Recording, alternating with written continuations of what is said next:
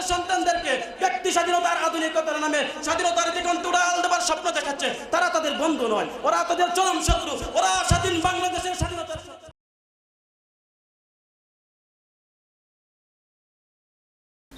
السلام عليكم ورحمة الله وبركاته.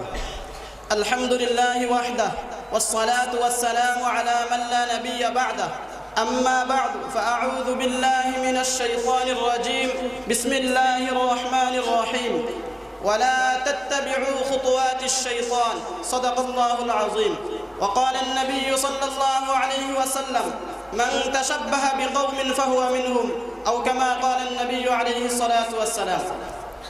আসুন্নাহ ছাত্র সংসদ কর্তৃক আয়োজিত আজকের বার্ষিক প্রতিযোগিতা সভার সম্মানিত সভাপতি, বিজ্ঞ বিচারক মণ্ডলী, উপস্থিত মেহমানবৃন্দ, আমার ছাত্র ভাইরা, আমার পক্ষ থেকে গ্রহণ করুন আন্তরিক মুবারকবাদ ও শুভেচ্ছা। প্রিয় উপস্থিতি, আমার বক্তৃতার বিষয় হচ্ছে অপসংস্কৃতির বেড়াজালে আবদ্ধ যুব সমাজ ও উত্তরণের পথ সম্পর্কে। যদি আল্লাহ তাআলা আমাকে তৌফিক দান করেন তাহলে উক্ত বিষয়ে কিছু আলোচনা করার চেষ্টা করব। ওমা তৌফিকি ইল্লা বিল্লাহ। প্রিয় উপস্থিতি, মানব জীবনের অবিচ্ছেদ্য একটি অঙ্গ হচ্ছে সংস্কৃতি। প্রতিটি মানুষের নিজস্ব রীতিনীতি, স্বকীয়তা, সমাজ ও নৈতিকতাকে সঠিকভাবে আদায় করাই হচ্ছে সংস্কৃতি।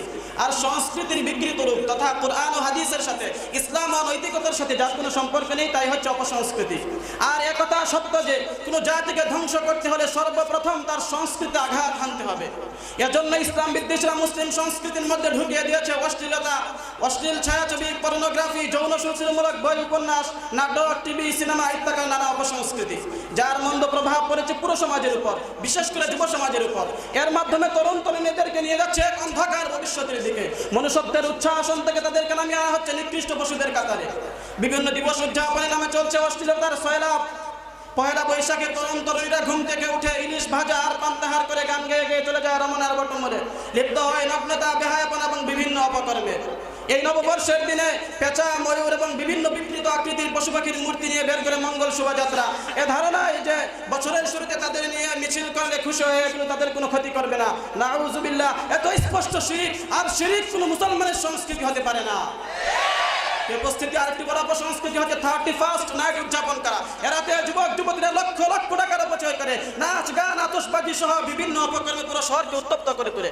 আমাদের মিডিয়া আদর করে তার নাম দিয়েছে তারুণ্যের উন্মাদনা। মানে ইহা স্বাভাবিক একটি বিষয়। শুধু তাই নয়, দৈনিক যুগান্তরের 31শে ডিসেম্বর 2009 একটি রিপোর্ট প্রকাশিত হয়েছিল যে 31st নাইটকে সামনে রেখে রাজধানীতে নিরাপত্তা বলয় করে তোলা হচ্ছে।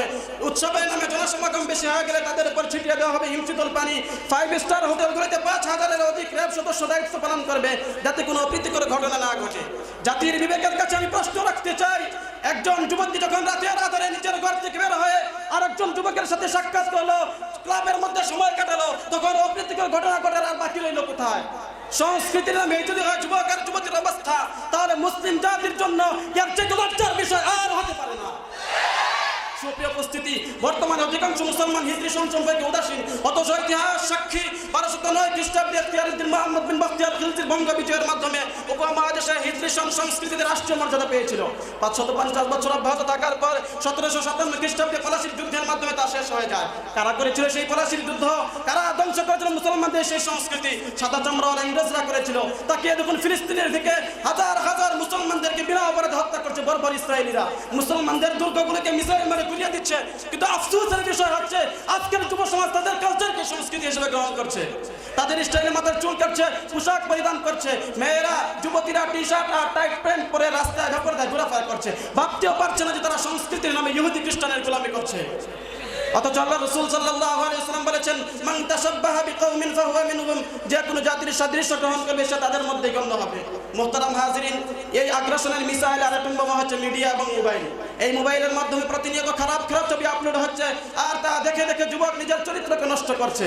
মদ, গাঁজা আর ইয়াবা সেবন করে কলিজাকে ঝাঁঝরা করে দিচ্ছে, নিজের যৌবনকে ধ্বংস করছে, শিক্ষা দীক্ষার প্রতি কোনো ভ্রুক্ষেপ করছে না। অথচ বেশি দিন আগের কথা নয়, মাত্র 2-1 দশক পূর্বে যুবকরা সময় কাটিয়েছে কোরআন তেলাওয়াত করে।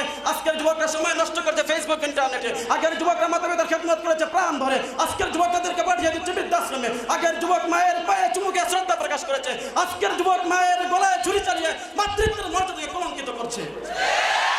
এই হচ্ছে অপসংস্কৃতির বেড়াজালে আবদ্ধ যুব সমাজের অবস্থা।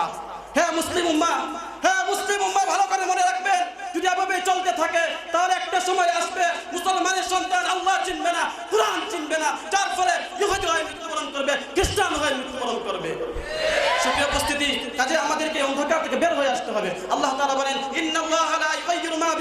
হাত্তা ইউগাইয়িরু মা বিআনফুসিহিম। আল্লাহ তাআলা কোন জাতিকে ততক্ষণ পর্যন্ত পরিবর্তন করেন না যতক্ষণ না তারা নিজেরা পরিবর্তন হয়। তাই আমাদেরকে পরিবর্তনের জন্য প্রাণপণ চেষ্টা করতে হবে। স্কুল কলেজ সহ সকল শিক্ষা প্রতিষ্ঠানে ধর্মীয় শিক্ষাকে বাধ্যতামূলক করতে হবে।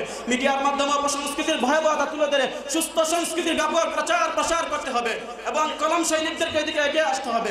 আর সকল অভিভাবকদেরকে এই কথা মনে রাখতে হবে, যারা আপনাদের সন্তানদেরকে ব্যক্তি স্বাধীনতার আধুনিকতার নামে স্বাধীনতার দিগন্ত উড়াল দেবার স্বপ্ন দেখাচ্ছে, তারা তাদের বন্ধু নয়, ওরা তাদের চরম শত্রু। ওরা স্বাধীন বাংলাদেশের স্বাধীনতার শত্রু।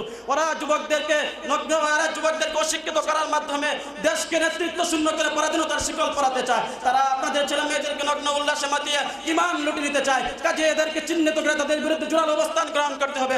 প্রয়োজনে শরীরের সকল শক্তি বিলিয়ে হলেও তাদের চক্রান্তের নির্লক্ষ্যকে নস্যাৎ করে দিতে হবে, নস্যাৎ করে দিতে হবে। আল্লাহ তাআলা আমাদেরকে বুঝার তৌফিক দান করুন এবং আমাদের যুব সমাজকে সুশীল সমাজ হিসেবে কবুল করুন। আমিন ওয়া আখিরু দাওয়ানা আলহামদুলিল্লাহি রাব্বিল আলামিন। আসসালামু আলাইকুম ওয়া রাহমাতুল্লাহ।